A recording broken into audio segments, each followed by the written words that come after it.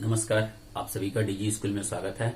आज हम लोग कक्षा 8 का गणित का अध्याय 11 चतुर्भुजों को समझना, इसके बारे में आज हम लोग जानकारी प्राप्त करेंगे। आइए हम लोग शुरू करते हैं। यहाँ कुछ आकृति बना हुआ है। जैसे 1 नंबर को देखते हैं, ये यहां से यहां है, ऊपर का मुंह इसका खुला है।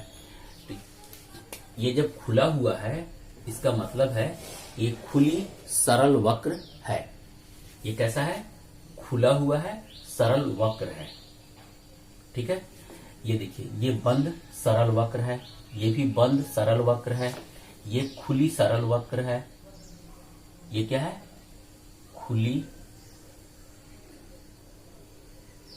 सरल वक्र। मतलब कि जिसका कहने का मतलब है कि जिसका दोनों छोर खुला हुआ है उसको हम लोग खुला हुआ सरल वक्र कह रहे हैं, और जिसका दोनों छोर बंद है उसको हम लोग बोल रहे हैं बंद सरल वक्र।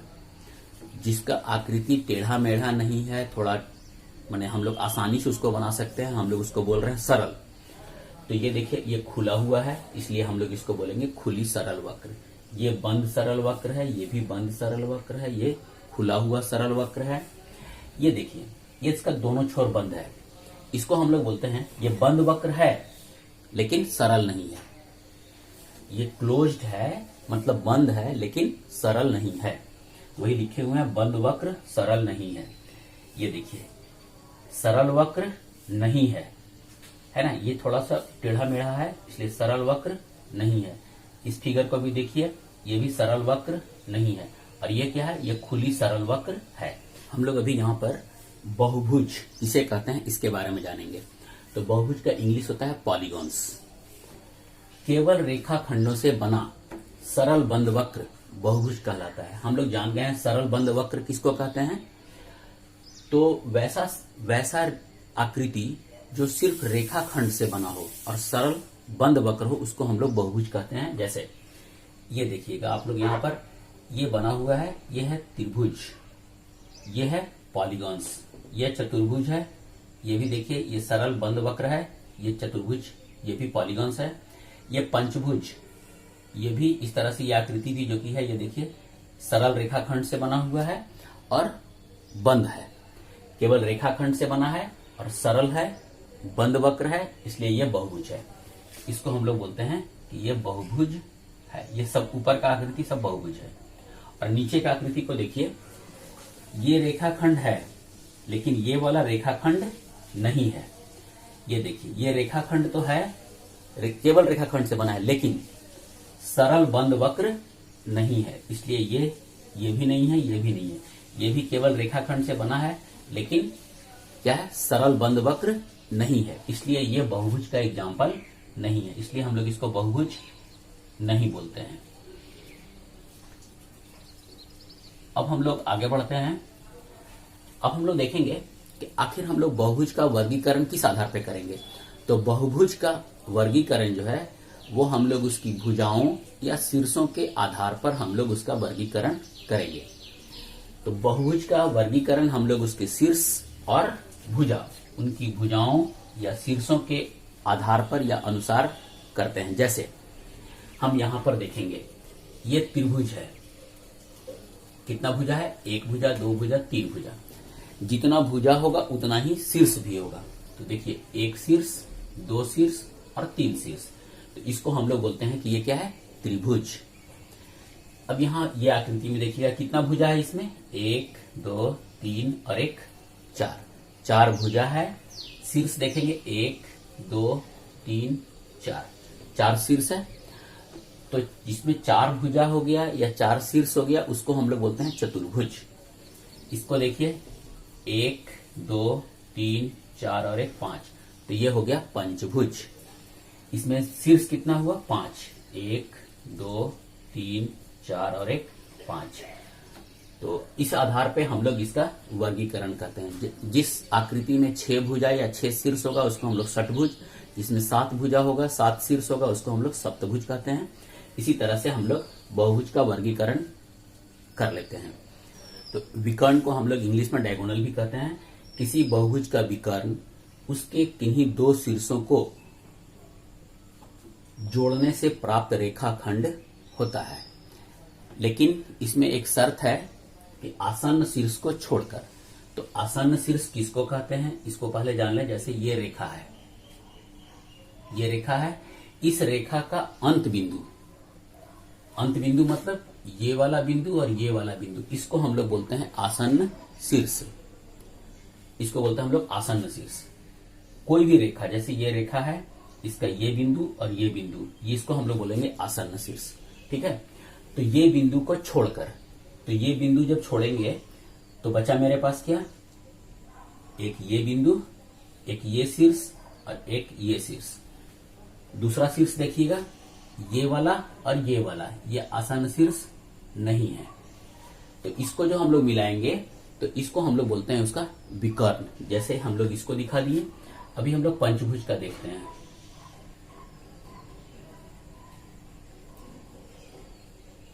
देखिए, पहले हम लोग यहां से यहां ऐसे मिला देते हैं। ये इसका विकर्ण है, दो शीर्ष हो गया, एक शीर्ष दो शीर्ष, एक शीर्ष दो शीर्ष, इसको हम लोग ऐसे मिला देंगे, ये हो गया विकर्ण। फिर बचा एक शीर्ष ये है और एक शीर्ष ये है, इसको भी मिला दिए हम लोग। फिर एक शीर्ष ये है और एक शीर्ष ये है, इसको भी मिलाइए। फिर एक शीर्ष ये है, एक शीर्ष ये है, इसको भी मिला देते हैं हम लोग। तो इस तरह से हम लोग का ये टोटल 5 विकर्ण हो गया। तो ये विकर्ण हमको समझ में आ गया है। अब विकर्ण, मान लीजिए कि मेरे पास कोई अष्टभुज है, षटभुज है और कहता है कि विकर्ण की संख्या निकालिए। तो विकर्ण की संख्या निकालने के लिए मेरे पास एक फार्मूला है, उस फार्मूला को हम लोग यहाँ पे लिखते हैं। किसी भी बहुभुज का विकर्ण का संख्या निकालना होगा, उसके लिए है विकर्ण की संख्या बराबर n इंटू एन माइनस 3/2। विकर्ण की संख्या बराबर n into n minus 3/2। n क्या है, n बराबर भुजाओं की संख्या।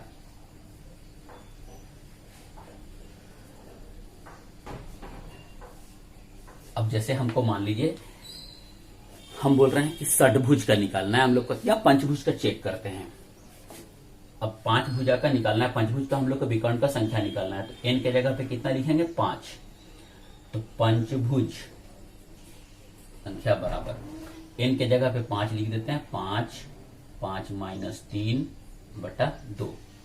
अब देखिएगा 5 गुने 5 माइनस 3 कितना होता है, 2/2 कर लेंगे हम लोग, तो कितना आ गया, 5। तो पंचभुज की विकर्ण की संख्या कितनी हो गई, 5। इसी तरह से यदि n बराबर 6 होगा, मतलब षटभुज होगा, तो हम लोग n के जगह पे 6 लिख देंगे। ठीक है, तो इस तरह से हम लोग इसको चेक कर लेंगे और हम लोग विकर्ण का संख्या भी निकालने जान पाएंगे। उत्तल बहुभुज, जिस बहुभुज के सभी विकर्ण पूरी तरह बहुभुज के अंतःभाग में स्थित हों, उन्हें उत्तल बहुभुज कहते हैं। जैसे कहता है कि सारा विकर्ण बहुभुज के अंदर में हो, मतलब अंतःभाग में स्थित हो, तो उसको हम लोग बोलते हैं उत्तल बहुभुज। जैसे देखिए, ये चतुर्भुज है, इसका विकर्ण ये अंदर में है, बाहर नहीं गया है। ये पंचभुज है, इसका सारा विकर्ण कहाँ है, अंतःभाग में स्थित है। और दूसरा कहता है कि इसका प्रत्येक अंतः कोण, मतलब ये कोण, ये कोण, ये कोण, ये कोण, ये 180 डिग्री से कम होना चाहिए। ठीक है, 180 डिग्री से यदि अधिक हो जाएगा तो वो उत्तल बहुभुज नहीं होगा। प्रत्येक का अंतः कोण 180 डिग्री से कम होना चाहिए। तो इसका 2 शर्त हो गया कि सभी विकर्ण बहुभुज के अंतःभाग में स्थित हों। दूसरा हो गया प्रत्येक अंतः कोण 180 डिग्री से कम होना चाहिए। अब चलते हैं हम लोग अवतल बहुभुज को। जिस बहुभुज के एक भी विकर्ण बहुभुज के बहिर्भाग में हो तो उसे अवतल बहुभुज कहते हैं। जैसे हम लोग देखिए, ये फिगर देख रहे हैं, इस फिगर को देखिएगा, ये बिंदु और ये बिंदु को हम लोग मिला रहे हैं। जो 2 शीर्ष बिंदु है उसको मिलाएंगे, तो मिला दिए हम लोग। ये देखिए, ये बहिर्भाग में हो गया, मतलब ये आकृति के बाहर वाला हो गया विकर्ण, इसलिए ये क्या है, अवतल है। और देखिएगा, कहता है कि प्रत्येक कम से कम एक अंतःकोण 180 डिग्री से ज्यादा हो। तो ये वाला एंगल जो है, ये वाला कोण, ये देखिएगा, ये 180 डिग्री से ज्यादा हो गया, तो इसको हम लोग बोलेंगे अवतल बहुभुज।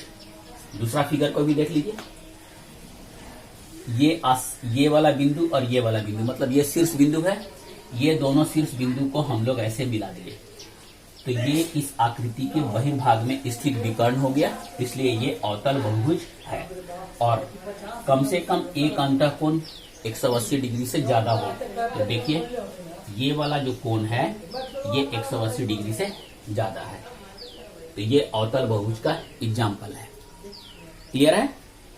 इसमें दो शर्त इसका भी था, कम से कम एक विकर्ण बहिर्भाग में स्थित हो बहुभुज के, दूसरा कम से कम एक अंतःकोण का मान 180 डिग्री से ज्यादा हो। समबाहुभुज, सभी भुजाएं एवं सभी कोण बराबर हो, उसको हम लोग बोलते हैं समबाहुभुज। सभी भुजाएं और सभी कोण बराबर होंगी तो उसको हम लोग बोलते हैं समबाहुभुज। और विषम बहुभुज, जिसमें सभी भुजाएं आपस में बराबर नहीं होंगी, उसको विषम बहुभुज कहते हैं। जैसे एग्जाम्पल देखिएगा, ये वर्ग है, वर्ग की चारों भुजाएं आपस में बराबर होती हैं और चारों कोण भी 90-90 डिग्री का होता है, तो ये समबाहुभुज का एग्जाम्पल हो गया वर्ग। जैसे देखिए ये भुजा, ये भुजा, ये भुजा, सब चारों भुजा बराबर है, चारों कोण, प्रत्येक कोण 90-90 डिग्री का है, 90-90-90-90, तो ये हो गया हमारा समबाहुभुज का एग्जाम्पल। समबाहु त्रिभुज में भी तीनों भुजा बराबर होती है, ये भुजा, ये भुजा, ये भुजा बराबर होगा, और तीनों कोण आपस में बराबर होता है, 60-60 डिग्री का होता है ये। ठीक है, अब यहां हम एक षटभुज का एग्जाम्पल लिए हैं। षटभुज में भी इसकी 6 भुजा आपस में बराबर होंगी, जैसे ये भुजा, ये भुजा, ये भुजा, ये भुजा, ये भुजा, 6 भुजा बराबर हो गया, और 6 कोण भी आपस में बराबर होगा, ये 6 कोण बराबर होगा, इसको हम लोग बोलेंगे समबाहुभुज। अब विषम बहुभुज का एग्जाम्पल देखिए, ये समकोण त्रिभुज है। समकोण त्रिभुज में हम लोग को पता है कि ये दो भुजा मान लीजिए बराबर हो गया, तो कर्ण जो है वो बराबर नहीं होगा, कर्ण दोनों भुजा से बड़ा होता है, तो ये विषम बहुभुज का एग्जाम्पल हो गया हमारा समकोण त्रिभुज। ठीक है, ये है आयत, सभी भुजाएं आपस में बराबर नहीं है, इसमें देख लीजिए आप, ये भुजा इसके बराबर है, ये भुजा इसके बराबर है, तो चारों भुजा आपस में बराबर नहीं हुआ, इसलिए ये भी एक विषम बहुभुज का एग्जाम्पल है, उदाहरण है। बहुभुज के अंतःकोण, त्रिभुज के तीनों कोणों का योग कितना होता है? 180 डिग्री, ए बी सी, कोण ए जोड़ कोण बी जोड़ कोण सी बराबर 180 डिग्री। अब त्रिभुज से जितना बड़ा कोई भी बहुभुज बनाएंगे हम लोग, उसमें हम लोग दो विकर्णों को मिला देंगे, मिलाने के बाद देखेंगे कितना त्रिभुज बनता है, उतना जितना त्रिभुज होगा वो संख्या गुने 180 डिग्री कर लेंगे हम लोग। जैसे हम लोग देखते हैं चतुर्भुज चाहिए, इसमें एक विकर्ण बना दिया हम लोग, कितना त्रिभुज बना? 1 और 1 2, तो 2 गुने 180 डिग्री बराबर 360 डिग्री। तो चतुर्भुज के अंतःकोणों का योग कितना हो गया? 360 डिग्री। त्रिभुज के अंतःकोणों का योग कितना है? 180 डिग्री। अब हम लोग चलते हैं पंचभुज को देख लेते हैं। एक त्रिभुज, देखिए 1 2 3 त्रिभुज बना। अब यदि दूसरा विकर्ण को मिलाएंगे ना, तो वो त्रिभुज को काटेगा वो। तो हम लोग को यह ध्यान रखना है कि जब भी बने त्रिभुज, तो वो विकर्ण एक दूसरा को काट करके नहीं बने। तो 1 2 3, तो हम लोग इसको 3 गुने 180 कर लेंगे हम लोग, तो 540 डिग्री हो गया इसका। मतलब पंचभुज के अंतःकोणों का योग कितना हो गया? 540 डिग्री। अब हम लोग देखते हैं षटभुज का। ये षटभुज है, देखेंगे कितना त्रिभुज बनता है। एक त्रिभुज, 2 त्रिभुज, 1 2 3 4, तो 4 गुने 180 कर लेंगे हम लोग, बराबर 720 डिग्री। इस तरह से करके हम लोग इसको निकाल लेंगे अंतःकोण। तो बहुभुज के अंतःकोण, जितना भी विकर्ण को मिलाने के बाद जितना त्रिभुज बनता है, ध्यान ये रखना है कि विकर्ण एक दूसरे को काटे नहीं। ठीक है, विकर्ण एक दूसरे को काटे नहीं। तो वैसी परिस्थिति में बने हुए त्रिभुज, तो एक त्रिभुज के अंतःकोणों का योग होता है 180 डिग्री, जितना त्रिभुज बनेगा उतना से गुना कर लेंगे हम लोग, जैसे यहाँ पे हम लोग अभी कर लिए। ये हो गया अंतःकोण। तो बहुभुज के बाह्य कोणों का योग कितना होता है? 360 डिग्री। कोई भी बहुभुज हो, त्रिभुज होगा तब भी 360 होगा। यदि चतुर्भुज हम लोग यहाँ पे बना देते हैं, मान लीजिए ये चतुर्भुज है, ये इसको ऐसे बढ़ा दिए, इसको ऐसे बढ़ा दिए, इसको ऐसे, है ना, क्रम से बढ़ा रहे हैं। तो ये जो बना बहिष्कोण, ये बन गया 1 2 3 4, इसका जोड़ कितना होगा? बहिष्कोणों का योग 360 डिग्री। यदि ये पंचभुज हम लोग ऐसे बना देते हैं, देखिए अब इसको ये बढ़ा दिए, ये बढ़ा दिए, ये बढ़ाए, ये बढ़ाए और ये बढ़ाए, 1 2 3 4 5, ये पांचों कोण का जोड़ कितना होगा? 360 डिग्री। तो कोई भी बहुभुज होगा, उसका जो बाह्य कोण का योग होगा वो 360 डिग्री ही होगा। यहीं पे हम लोग इसको समाप्त करते हैं और इसके बाद हम लोग एक्सरसाइज प्रश्नावली 11.1 को हम लोग बना लेंगे, जो अगले वीडियो में बनाएंगे। तो यदि आपको ये अभी तक का यदि अच्छा लगा हो, समझ में आया हो, तो प्लीज लाइक और शेयर जरूर कर दीजिएगा। पूरा वीडियो देखने के लिए बहुत बहुत धन्यवाद।